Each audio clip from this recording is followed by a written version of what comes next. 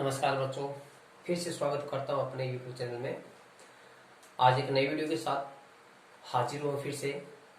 और इस वीडियो में आपको ट्रिग्नोमेट्री की प्रश्नावली कराई जाएगी।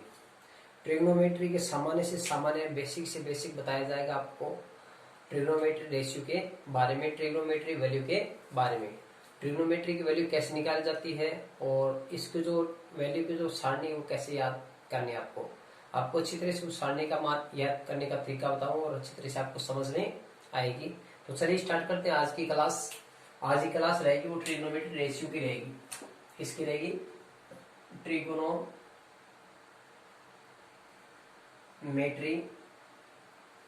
रेशियो। ये 6 नंबर का चैप्टर है आरबीसी की मैथमेटिक्स कक्षा 10। उसी ट्रिग्नोमेट्री रेशियो का जो चैप्टर है वो 6 नंबर है। इसमें सबसे पहले जो बताता हूँ उसके बारे में कि ट्रिग्नोमेट्री किस किस शब्दों से मिलकर बना है, कौन कौन से मीनिंग से मिलकर बना है। इसका मतलब तो ट्रिगोनो ज्योमेट्री। ट्रिगोनो का मतलब होता है कि 3 कोण है। ट्री का मतलब 3 हो गया, गोनो का मतलब होता है एंगल। क्या होता है? और एंगल को हिंदी में क्या बोलते हैं? कोण बोलते हैं। क्या बोलते हैं? कोण। 3 कोणों को एक साथ मापना, तीनों कोणों को एक साथ मापना या तीनों कोणों का मान ज्ञात करना ट्रिगोनो हो गया। ज्योमेट्री के अंतर्गत इसमें ज्यामिति, आकृति से संबंधित जितने भी क्वेश्चन बनते हैं, ज्यामिति आकृति में जितने भी इससे संबंधित क्वेश्चन बनते हैं ट्रिग्नोमेट्री से, वो ज्योमेट्री के अंतर्गत आता है। यानी 2 शब्दों से मिलकर बना है ट्रिगोनो और ज्योमेट्री। इसमें कोणों से संबंधित 0 डिग्री से लेकर के 360 डिग्री तक के मान ज्ञात किए जाते हैं। तो सामान्यतः आप ध्यान रखना कि ट्रिग्नोमेट्री का उपयोग कहाँ पे किया जाता है। इसका अर्थ क्या होता है? ट्रिगोनो में 3 कोणों को एक साथ मापना क्या कहलाता है? ट्रिग्नोमेट्री कहलाता है। और रेशियो इसका क्या होगा? अनुपात। क्या भी? अनुपात। यानी ट्रिग्नोमेट्री में जो सदस्य आते हैं वो 6 सदस्य हैं। ट्रिग्नोमेट्री के अंतर्गत कितने सदस्य आते हैं? 6 सदस्य आते हैं। और वो कौन कौन से वो देखिएगा। ट्रिग्नोमेट्री में जो परिवार है वो 6 जनों का है। साइन थीटा का, कोस थीटा का, tan theta, cot theta, sec theta और कोसेक थीटा। ये 6 सदस्यों का एक पूरा परिवार है जिसके अंतर्गत पूरी की पूरी ट्रिग्नोमेट्री दी गई है। इन ट्रिग्नोमेट्री में इन 6 व्यक्तियों का या फिर इन 6 वैल्यू का जिक्र किया जाता है। यानी सबसे पहले इसकी सारणी बताता हूं आपको। सबसे पहले इसकी सारणी बताता हूं 0 डिग्री से लेकर के 90 डिग्री तक। कक्षा 10 में इतना ही है, 0 डिग्री से लेकर के 90 डिग्री तक। वैसे सभी के सभी मान 0 डिग्री से लेकर 360 डिग्री तक होते हैं। इसकी क्वाड्रेट कितने होते हैं? 4। कितने होते हैं? 4। ये एक्स एक्स होता है और ये क्या आता है? वाई एक्स होता है। यानी जो ये क्षैतिज रेखा है, यह जो पड़ी रेखा होती है उसको क्या बोलते हैं? क्षैतिज रेखा कहते हैं। क्षैतिज। और ये खड़ी रेखा होती है उसको बोलते हैं ऊर्ध्वाधर रेखा। कौन सी रेखा बोलते हैं? ऊर्ध्वाधर रेखा। खड़ी रेखा को ऊर्ध्वाधर, पड़ी रेखा को क्या बोलते हैं? क्षैतिज रेखा। यहाँ पे 2 रेखा है, एक क्षैतिज और ऊर्ध्वाधर। इसके अंतर्गत इन दोनों रेखाओं से कितने क्वाड्रेंट हो गए? 4 क्वाड्रेंट हो गए। आपको चलना कैसे है?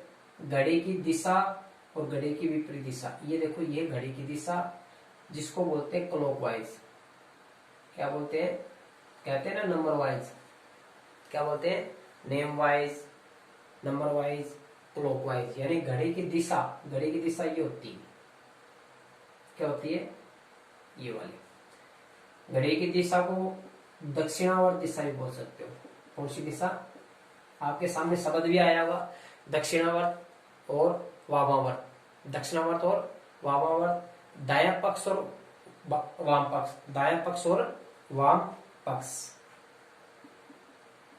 ये दायां पक्ष होता है आपका, और ये कौन सा पक्ष होता है, बायां पक्ष होता है। यानी ये राइट हो गया और ये क्या हो गया, लेफ्ट हो गया, राइट और लेफ्ट।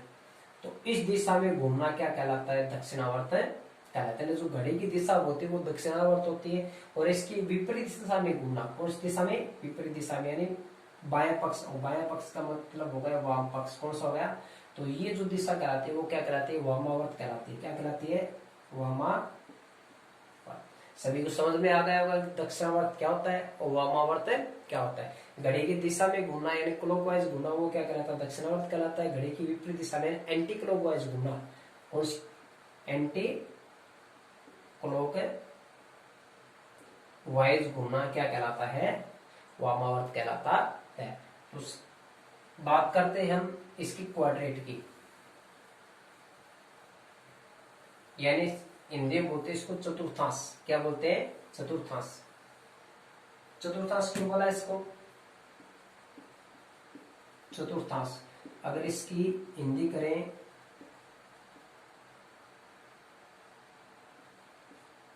चतुर प्लस अंश, या फिर ये कर दो चार अंशों का समूह है। कितने अंशों का, चार अंशों का समूह। अंश का मतलब भाग, यानी चार भागों का समूह कहलाता है वो क्या कहलाता है, चतुर्थांश कहलाता है। तो इसके चार भाग हो गए। ये पहला क्वाड्रेंट है, ये दूसरा, ये तीसरा और ये चौथा। ये x प्लस का होता है, ये x माइनस का होता है, ये y प्लस का होता है, ये किसका, y माइनस का होता है। ट्रिग्नोमेट्री के साथ साथ इसमें एक चीज और भी, यानी एक प्रश्न में आपको बताया था जियोमेट्री, बताया था ना। जियोमेट्री का मतलब ज्यामिति, यानी जो 4 नंबर जो चैप्टर है जो ग्राफ का है, रेखिक समीकरण वाला, इसमें ग्राफ में ये उपयोग किया जाता है। ग्राफ में मान रखे जाते हैं x प्लस के, x माइनस के, y प्लस के, y माइनस के। तो एक क्वाड्रेट होते हैं, क्या होता है, क्वाड्रेट यानी चतुर्थांश होते हैं, चारों के मान रखे जाते हैं। तो इसमें x प्लस का और माइनस का और y प्लस का और माइनस का, तो 4 भाग हो। कितने भाग हो गए, 4 भाग। ये देखो, ये क्षैतिज रेखा है और 0 डिग्री का कोण बनाती है। देखो इधर ये पूरी रेखा कितने डिग्री कोण बनाएंगे, 0 डिग्री और 180 डिग्री का कोण, यानी पूरा कोण ये घूमना क्या कहलाता है, 180 डिग्री कहलाता है। और इसी रेखा पर रहना क्या कहलाता है, 0 डिग्री। यानी इस तरफ ये 0 डिग्री खिला, कितने डिग्री का। और जैसे घड़ी की विपरीत दिशा में एंटी क्लॉकवाइज घूमोगे और y पर आ जाओगे, तो ये जो कोण बना है वो कितने डिग्री का बना है, 90 डिग्री का कोण बना है। यानी 0 डिग्री से लेकर 90 डिग्री तक